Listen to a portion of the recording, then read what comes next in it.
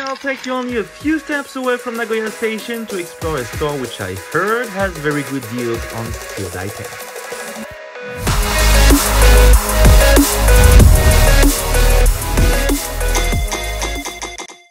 Hi guys, welcome back to the channel. And we are back in Nagoya today, just next to the main Nagoya station for our second card shop in town.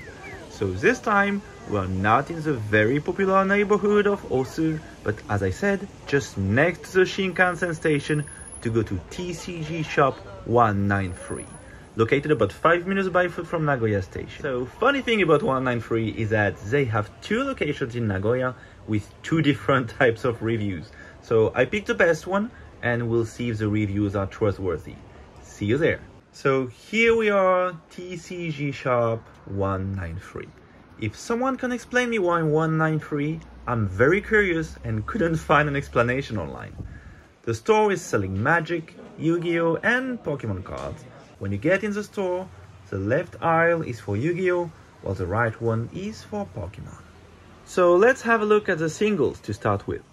Their very first showcase seems to have a lot of double and triple rare cards, Vs and VMAXs or EX Pokemon, as well as some trainers in the bottom part. Nothing very sought after for collectors, but very playable cards for most of them, so a showcase for players mostly. We have the Clayburst Iono SAR sold for 64,800 yen. I am often highlighting this card because to me, it is a good benchmark as it is the only really expensive modern card since Moonbrion. So when I want to compare two stores, I usually compare them using this card or any other sealed items they might have in common. With cheaper cards you can also find discrepancies as well, but they are less impactful on a 2,000 yen card than on a 65,000 yen card. And here, Iono was sold for 64,800, not a bad price at all. Fun fact about 193, there are other card shops in a 50-meter radius around their location, and I've been to them all on the day I recorded this video.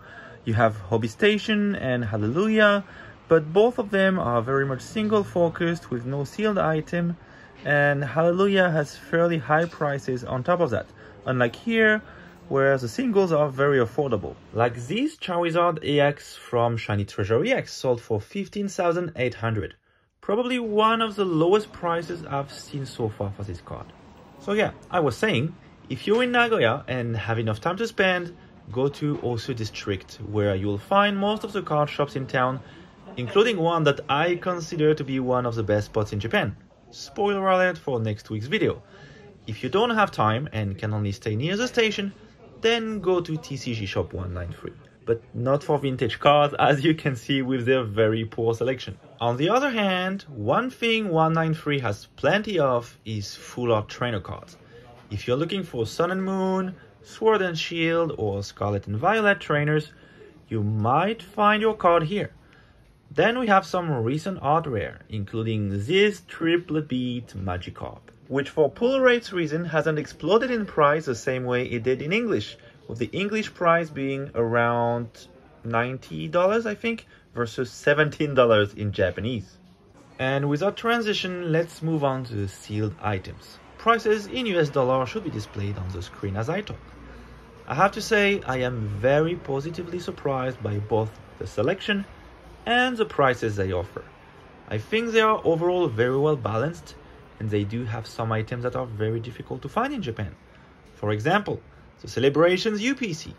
I know, back in the States they were everywhere, but here, I'm saying the truth, it is the first time I see one for sale in Japan. At least in Tokyo, because this is where I usually go, I've never seen one in store. All the people I know who have one bought it online, including myself. The Double Blaze special box is also very hard to find. Strangely, while the booster box isn't that uncommon in card shops, the special box remains tough to find. Then we have Blue Sky Stream, still tough to find, but stores seem to have it on shelf more and more recently. Then we have two very interesting items, the Tagbolt ETB and the VMAX Rising booster box. Tagbolt is a very expensive set, even in Japan, with the box going for over $650, But with the Japanese boxes having twice less cards than the English boxes, the price per card is ultimately the same as Team Up. And with the Japanese ETBs having 20 packs inside, so almost equivalent to a booster box, the ETB is a great plan B if you can't afford a booster box. For VMAX Rising though, it is a mystery to me, because it's an early Sword and Shield set, and the best hit is a Sonya Fuller Trainer card. But with the box going for over $300 at the moment, my guess is it was short printed, a bit like Rebel Clash was in the West. Finally, Card Shop 193 has some binders for you. But these aren't like the Mandarake binders, if you remember. They aren't full of cards, but instead these are complete lists of common and uncommon cards set by set. So for example, the binder I have now is for Paradigm Trigger, Scarlet and Violet Base, Triple Beat, Snow Hazard, Clayburst, and 151. If a card is viable, it has a price tag on it. If it isn't, then it doesn't. This next binder is for GX Ultra Shiny, GX Tag All Stars, Shiny Star V, and VMAX Climax. Only 4 sets this time because these are huge ones with over 200 cards each. I really like this way of doing though, because when you're looking for a specific card in a specific set, it is very easy to find it and know whether they have it in stock. And as I mentioned at the beginning of the video, if you're into One Piece cards or another TCG, the store you need to go to isn't this one, but the one just across the street over there. And we're back! Finally, we start diving into what Nagoya has best to offer. TCG Shop 193 was a very cool place to visit. Plenty of sealed items at very good prices. Never seen Scarlet Base that cheap before. It was almost retail price. They also had a nice selection of singles, some recent booster packs and boxes available for sale as well, and well-organized binders with a wide range of common and uncommon for you to look at.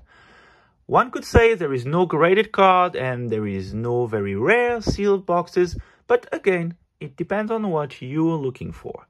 And keep in mind, it's not even 10 minutes away from Nagoya Station by foot, so if you're there even just for a brief stop, just give it a try. You might find something worth your time.